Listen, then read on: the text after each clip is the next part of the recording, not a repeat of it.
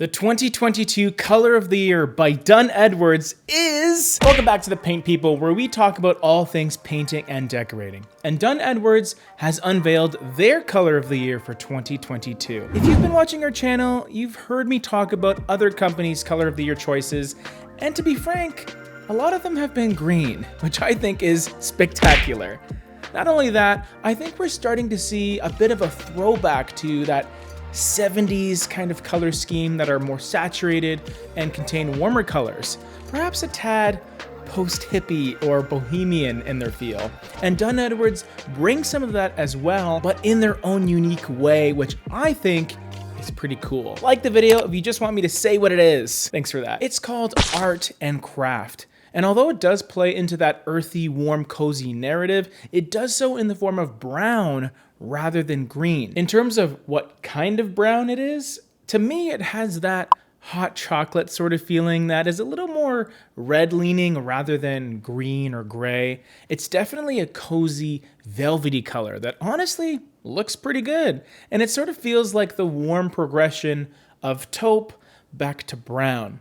Similar of how grayish has shifted back to beige or even greenish. It seems like more and more people want to keep their brown paint colors more pure and saturated rather than gray or even taupe leaning. With the name Art and Craft, it does have a clay-like color as well, and that ends up being a bit of a departure from the rusty terracotta colors that I see popping up more and more. The red undertone in Art and Craft is very much low-key, but it's there. One of the narratives that I suspect accompanies this color is maybe a newfound hobby some of us have found over the last year involving arts and crafts, and maybe they've sparked a more creative side. But James, what's so creative about brown? Well, to be honest, brown as a primary or principal color in a design, especially as a wall color, hasn't really been all that popular recently, and when it is used, it's usually in the form of those taupes and those gray-toned browns that we talked about earlier. There's definitely a nostalgia factor coming into play here because a lot of these colors were pretty prevalent like 40, maybe 50 years ago, but our decor, our furniture, the amount of technology that we're using, all that looks very different than it did in the 1970s. This is where I see this color really coming to life, where the color palettes themselves may seem like a flashback, but the way they are implemented in today's day and age can put together some very interesting, enigmatic looks that are really quite unique. And there's also the fact that brown goes naturally really well with green, so you could easily utilize a color like PPG's Olive Sprig, for example, or Benjamin Moore's October Mist. You can just create a whole palette of Color of the Year colors. You have tons of options within the warm color palette in general, just because of brown's versatility. Even though this color is fairly deep in its saturation, it's by no means an off-white or a light color in the slightest, but it's still pretty usable and can be implemented fairly well. It has the duality of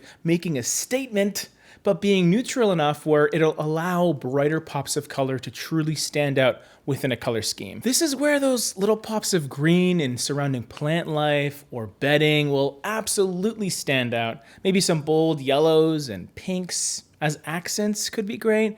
You can really take this in several different directions, whether you want to go earthy or really avant-garde and fun. Another thing that I love about Dunn is they put together a bunch of different color palettes that incorporate art and craft, either directly or indirectly, right on their website. And I love the amount of variety because some are quite vibrant and pop arty, but then there's others that are alongside what I like, and they involve a lot of green and a lot of green neutrals and greenish. So that's probably how I would implement this color, where art and craft might be utilized as furniture color rather than paint color, but you can clearly see it really works quite nicely as an all over the room color. Some notable colors that were selected alongside art and craft are Muscat Blanc, which is pretty much a neutral beige color. You have Huntingdon Garden, which is a slightly minty sage green. Love it. Highlight Gold, which is one of those colors that is timeless and exciting.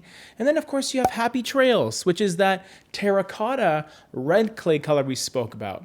Super warm, earthy, optimistic tones, no real signs of gray, and definitely a semi-repurposed vintage type of feel that I really enjoy. Context is king with these colors because it may seem like companies are just recycling old ideas. It's actually more of a repurposing of them nearly half a century later under completely different circumstances, which makes them so interesting to me. I would love to do a color code episode on art and craft, so let me know if you want to see that. Also, let me know if you're interested in other Dunn Edwards 2022 color palettes, because there's some really great stuff to talk about. Stay tuned.